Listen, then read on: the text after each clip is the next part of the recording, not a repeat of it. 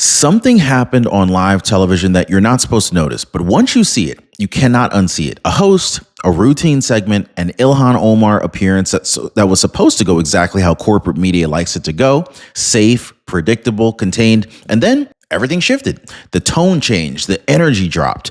The host hesitated, and suddenly the show was over. Like, no warning, no wrap up, no explanation, just an abrupt cut that screamed panic. Because this wasn't about running out of time.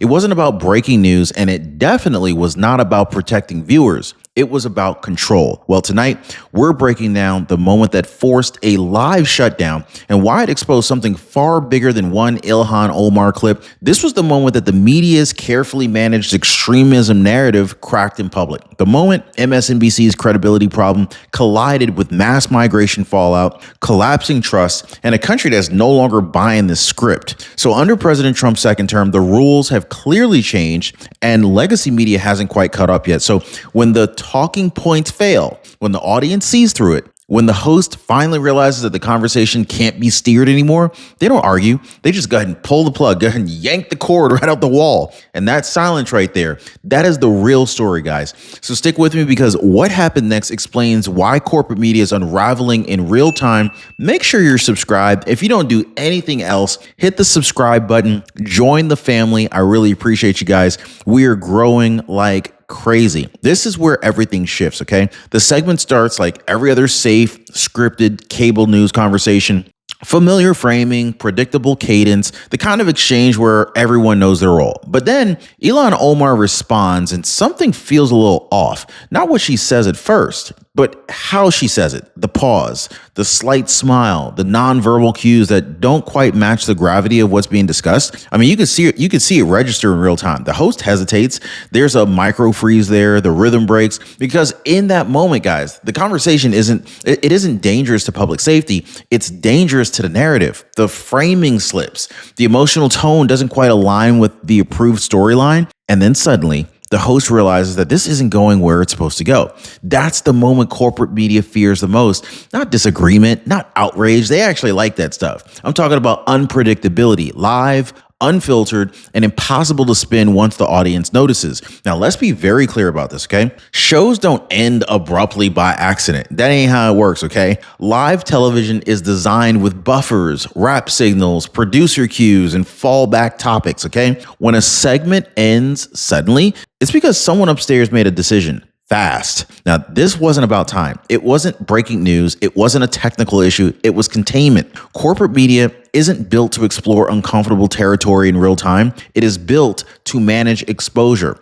Once a conversation threatens to drift outside of approved framing, especially on extremism, ideology, or even protected political figures, the safest move is silence. Cut the feed, kill the program, change the subject, end the show. That's not journalism. That is risk management. And the faster the cut, the clearer the panic, because it tells you the control room knew that they had already lost the moment. Now, this is where the real danger emerged, not in outrage, but in exposure. For years, guys, extremism has been narrowly defined on cable news. It points in one direction. It's framed politically, selectively, and safely. But during that Ilhan Omar exchange, the framing starts to wobble. The language doesn't land cleanly. The emotional cues don't match the moral lecture. And all of a sudden, suddenly, viewers are left asking questions that the media doesn't want asked. What is extremism? Who decides? Why is it always applied asymmetrically? Ilhan Omar's comments, intentionally or not, threaten to blur that line.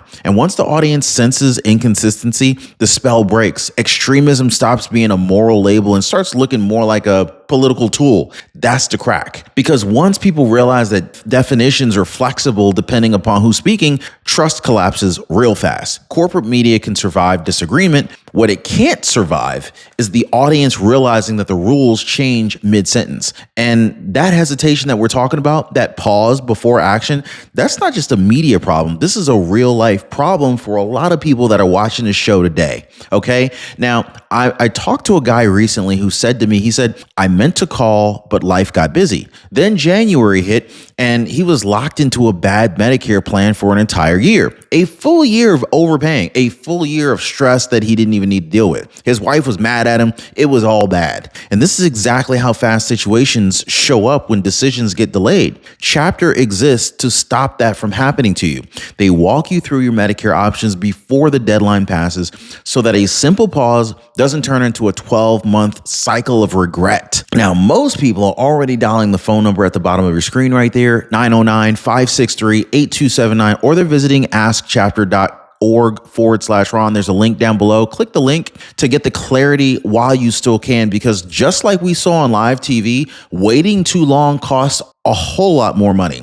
Now, this didn't start with Ilhan Omar, and I promise you it will not end with her, okay? You see, legacy media has been quietly rebranding language for years. Extremism, hate, misinformation, none of these words are static anymore. They're elastic, expanded or narrowed depending upon who needs protection and who needs policing. Now, in 2025, with Trump back in office and trust already in freefall, outlets like MSNBC, they are fighting for survival. Let's not forget about CNN either. Ratings alone aren't the only problem. Credibility is. So definitions become strategy. Language becomes armor. If you can redefine the threat, you never have to confront it. This is why moments like this trigger panic, because live TV doesn't allow for revision. You can't rewrite a definition fast enough when your audience is watching the framing fall apart in real time, can you? Right?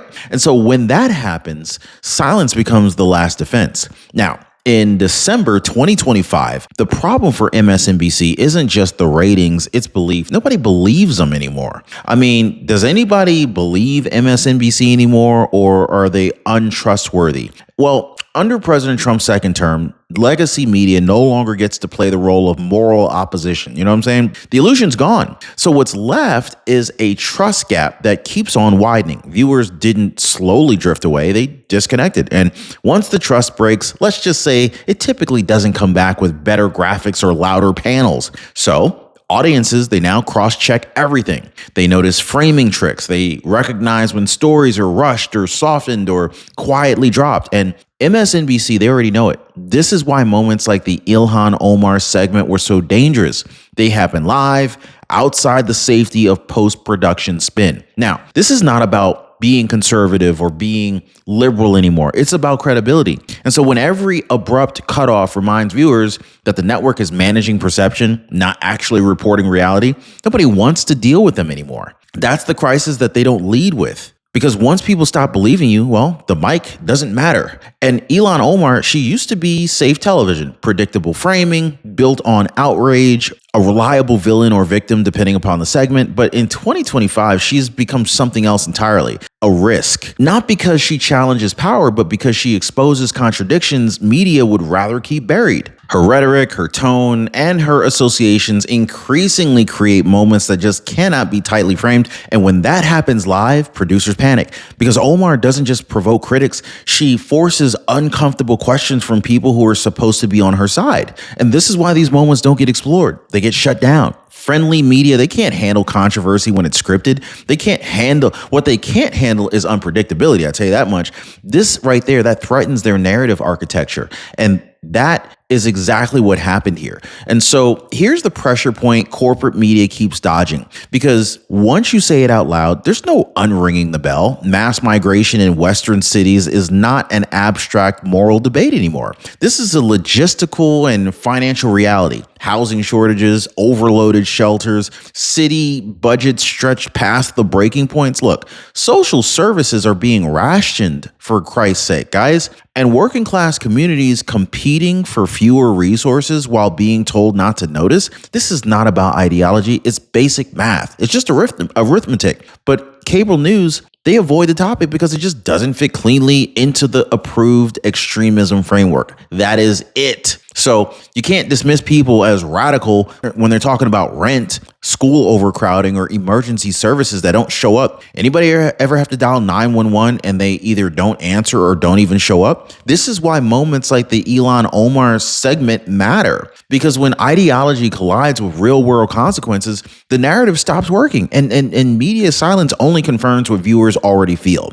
So by late 2025, the consequences are visible everywhere. I mean, just look on Zillow, look on Realtor.com, look at Redfin. Housing costs remain elevated, inflation still bites, and migration stress compounds problems that politicians and media promised would not happen. Welfare systems strain, local governments quietly reallocate funds, and everyday Americans feel the squeeze. Meanwhile, they're being told that the problem doesn't exist. That, my friends, is a disconnect. People aren't rejecting compassion; they're rejecting the denial. They're done being lectured by the networks that never address the trade-offs. And when corporate media refuses to acknowledge these realities, trust doesn't just erode; it just completely evaporates. This is why the audience response has changed. The moment that they sense evasion, they tune out. No amount of moral framing can override lived experience. Am I right? And every abrupt broadcast halt tells viewers the same thing. They're not wrong for noticing that. Now, this moment doesn't happen in a vacuum, and that matters.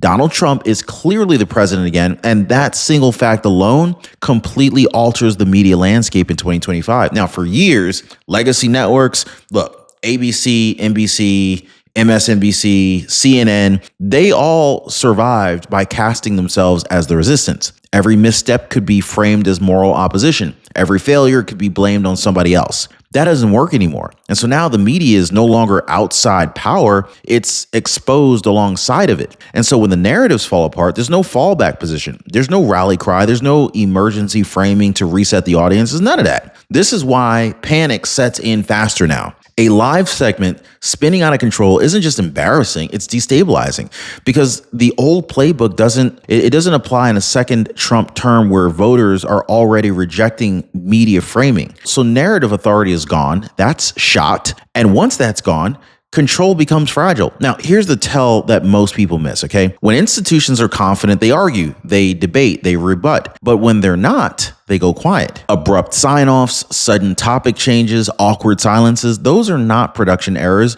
they're admissions. They signal that the ground has shifted and the people in charge already know it. History shows this pattern every time institutional power starts slipping. The silence actually comes before the reckoning, and the viewers instinctively recognize it. They don't need an explanation, they can feel it. This is why the cut feed mattered more than anything that was said on air. It confirmed what audiences already suspected, that some conversations cannot be had live anymore because the answers just don't serve the narrative. And silence is safer than honesty for them. Now, here is the huge mistake corporate media keeps making. They think people are misinformed. They think their viewers are stupid, but they're not. Viewers didn't miss the point. They caught the point. They saw the hesitation. They noticed the tonal shift. They understood why the show ended early without anyone having to explain it. And once that happens enough times, something breaks. Trust didn't collapse because of bad actors online. It collapsed because audiences repeatedly watched networks dodge obvious questions about ideology, migration, accountability, and consequences while insisting everything was fine. Now, that creates disconnect, not confusion. People stop engaging, they stop debating, they leave. They just quietly leave. They don't even say they leave. They just bounce. And when they do, the power of the platform disappears with them. That's why silence on air is so damaging right now. It confirms the audience's suspicion that honesty isn't allowed past a certain point. And so once viewers disengage emotionally, you don't get them back. They ain't coming back. And let's go ahead and end where the truth actually is. This wasn't about Ilhan Omar. She wasn't the cause. She was the trigger. The real story is institutional panic, a media system that's realizing that it no longer controls the narrative, the language, or even the audience's trust. When definitions stop working, when moral framing fails, when lived reality overrides talking points, control slips. That is what the abrupt cutoff revealed. Not outrage, not censorship, but fear. Fear that the audience is ahead of the script. And in 2025, under a second Trump presidency, that fear is justified because once people stop believing managed narratives, silence becomes the last defense. And even that doesn't work anymore. If you made it this far, guys, you already know this wasn't a broadcast mistake. This was a reckoning. Like, subscribe, share. We'll see you next time.